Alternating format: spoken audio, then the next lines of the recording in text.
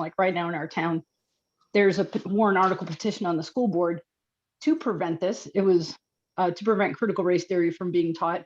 And you can't imagine like the craziness going on in our town right now about how this blew up. And there's a lot of misinformation, a lot of fear mongering and hate mongering. And just, I'm looking for any recommendations other than what I've been doing. You know, if you have anything to add to that. Thank you. Chris Rufo? Of course. Yeah, I'll help. I'll give you kind of two pieces of information that I think are really important. You know, I was actually the investigative reporter that broke the stories last year that led to the executive order under the Trump administration. I worked closely with them and also with James and Mike.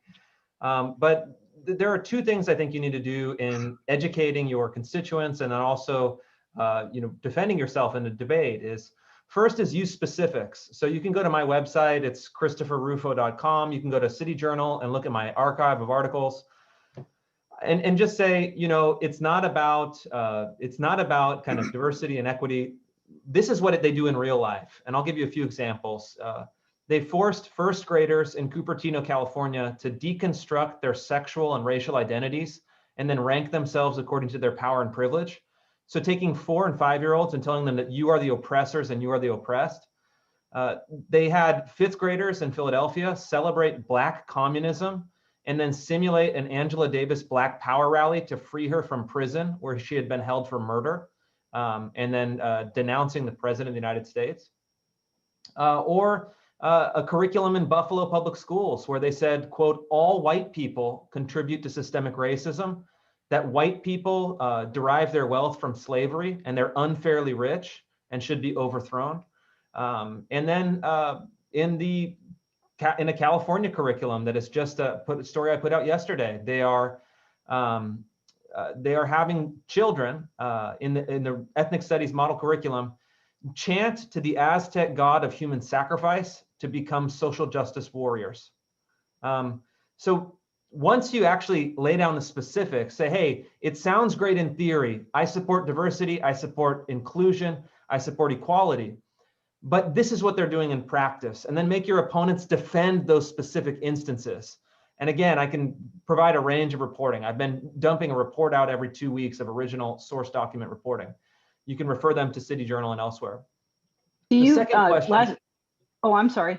Go ahead. Go ahead. I was just going to ask, do you find that the DEI initiative is sort of a way to obtusely crack open the door for critical race theory? Because that's what it seems like to me. Yeah, I mean, it's not even cracking open the door, it's blowing the door wide open. And a lot of these programs, this is where they originate.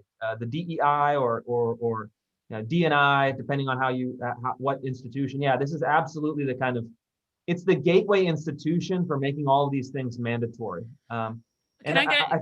Oh, sorry. Go ahead, Chris. Go ahead. No, go ahead. Well, I was just gonna add on any DEI initiatives in organizations. I think it's very important to understand that there are diversity training programs that organizations can do that are not based in critical race theory. Now, that's not to say they're the most effective things in the world. There's not a whole lot of data to support that any diversity training program is going to make organizations better or more equitable or more productive or any of those things. But you know, they don't do harm like critical race theory does. And I think it's very important. Anytime someone says that this bill would ban diversity training, that is not true. There are trainings that would be perfectly acceptable. That's exactly right. And we can I jump in 1 second? I'm sorry. I just want to connect the dots because House Bill 544 is based off of the executive order that I think Chris, you helped write and some others helped write. It doesn't mention critical race theory in the bill. What it lists are the fundamental tenets of critical race theory. It's the granular level of what this theory promotes. And so don't get confused about the bill not having that term in it. It mentions. Mike, you've had your hand up for a little bit, and then I see you, Christian.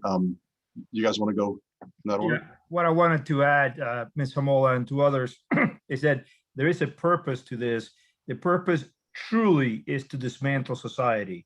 All the proponents of this do not like capitalism, are very open about it. This is not me saying it. This is them saying it. I can provide you all the quotes.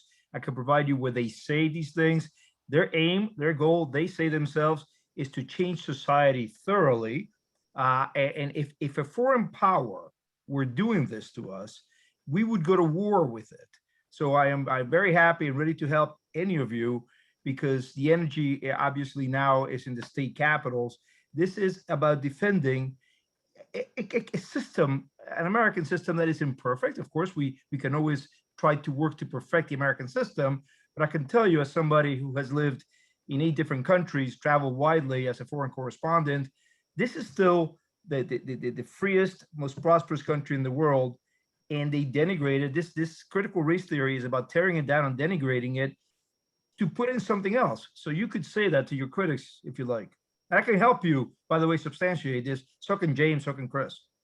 Thank you very much. Thank you, everyone. Thanks, Sue. Christian, you'd like to say?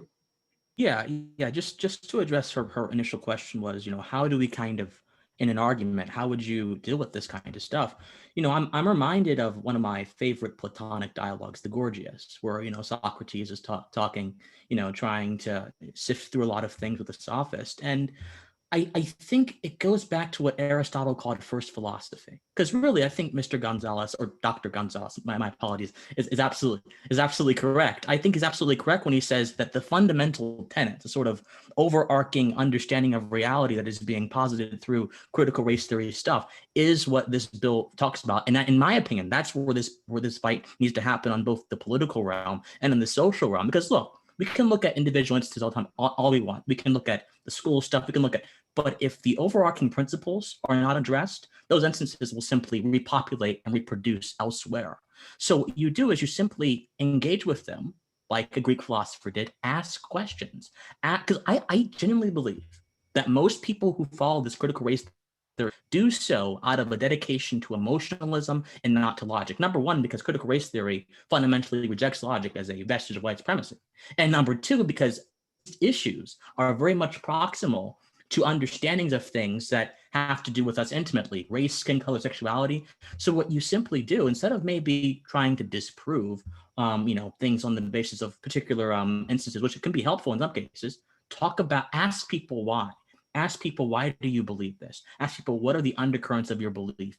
And I think the more you ask questions, the more people are naturally forced to think and rethink their propositions. And if they aren't, then I don't think they would ever be of any help in the first place.